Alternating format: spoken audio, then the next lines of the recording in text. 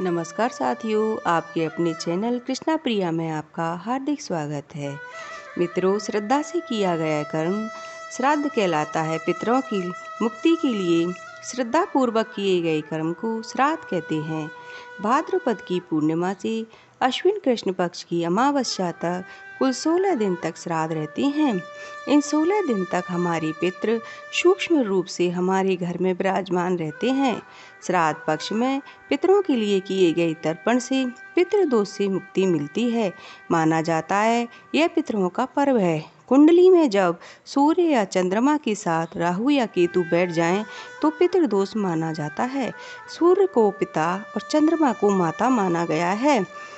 पितृदोष हो तो इंसान के जीवन में कई परेशानियां आती हैं। घर में पैसों की किल्लत बनी रहना, झगड़े रहना, किसी न किसी का अत्यधिक बीमार रहना, संतान होने या संतान के भविष्य की चिंता होना, ऐसे कई संकेत हैं जो इशारा करते हैं कि कुंडली में पितृदोष है। पितृदोष से मुक्ति के लिए श्राद्ध पक्ष को सबसे अच्छा समय माना जाता है।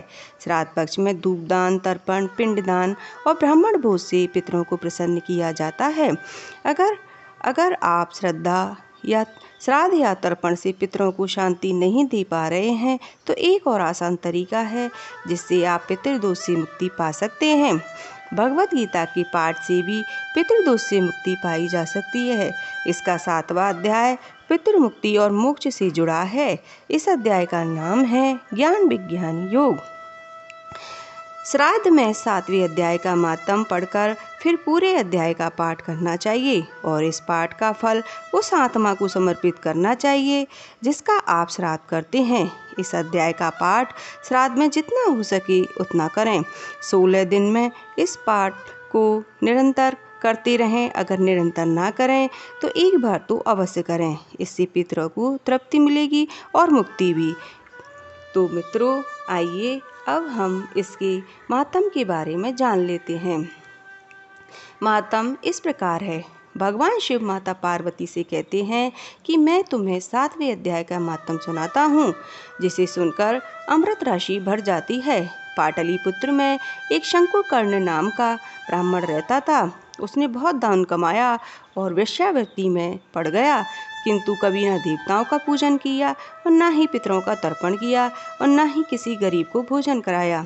वह धनोपार्जन के लिए केवल राजाओं और सेठों को ही भोजन कराया करता था। उसके पास इतना धन था कि उसे चिंता होने लगी कि वह अब इस धन का क्या करे, कहाँ रखे। फिर उसने अपना सारा धन घर के आंगन में गाड़ दिया।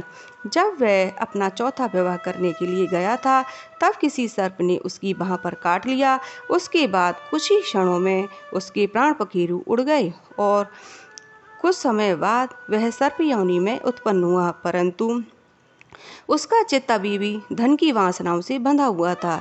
एक दिन उसने सोचा कि आंगन में जो धन मैंने गाड़ा था उससे अपने पुत्रों को वंचित करके मैं स्वयं ही उसकी रक्षा करूंगा। लेकिन कुछ समय बाद उसे मुक्ति की इच्छा हुई तो उसने अपने पुत्रों को स्वप्न में मुक्ति के लिए कहा और आंगन में छुपे हुए धन के बारे में बताया। सुबह उठकर सभी पुत्र उस स्वप्न की बात करते हैं, लेकिन भय की वजह से कोई भी नहीं गया। मझला बेटा बहुत सीधा और सरल था। वह कुदाल लेकर उस जगह पहुंचा जहां धन गड़ा था। सर्प ने इसका संकेत स्वप्न में ही दे दिया था कि धन कहाँ गड़ा है और वहाँ खोदने लगा। जब वहाँ गहरा गड्ढा हो जाता है तो वहाँ एक भयंकर सांप निकलता है और गुस्से से कहता है, मूर्ख, तू कौन है और गड्ढा क्यों खोदा? क्या मेरा धन लेने की इच्छा है? इस पर वह कहता है, पिताजी, मैं आपका पुत्र हूँ, और स्वप्न की बात बताई। पुत्र केवल गीता का 7वां अध्याय ही मुझे मुक्ति दिलाने में समर्थ है। मेरे श्राद्ध के दिन 7वें अध्याय का पाठ करने वाले ब्राह्मण को श्रद्धापूर्वक भोजन कराओ और दान दक्षिणा देकर विदा करो। इससे मेरी मुक्ति अवश्य हो जाएगी। सर्प योनि में पड़े पिता को मुक्ति दिलाने के लिए उसके पुत्रों ने 7वें अध्याय का पाठ कराया और ब्राह्मणों को भोज कराया।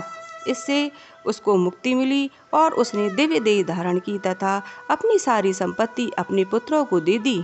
उस धन को उसके पुत्रों ने सदाचार के कार्यों में लगाया, जैसे कुआं बावड़ी बनवाना, यज्ञ में दान देना तथा मंदिर आदि बनवाना।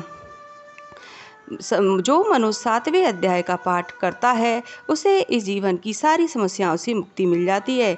फिर उसके पुत्रों ने भी नित्य उस 7वें अध्याय के पाठ का माध्यम करके सभी ने मुक्ति को प्राप्त किया। तो मित्रों, कैसी लगी ये हमारी जानकारी? अगर आपको पसंद आई हो तो हमारे चैनल को सब्सक्राइब, वीडियो को लाइक और शेयर ज़रूर करें। धन्यवाद। राधे राधे। जय श्री कृष्ण।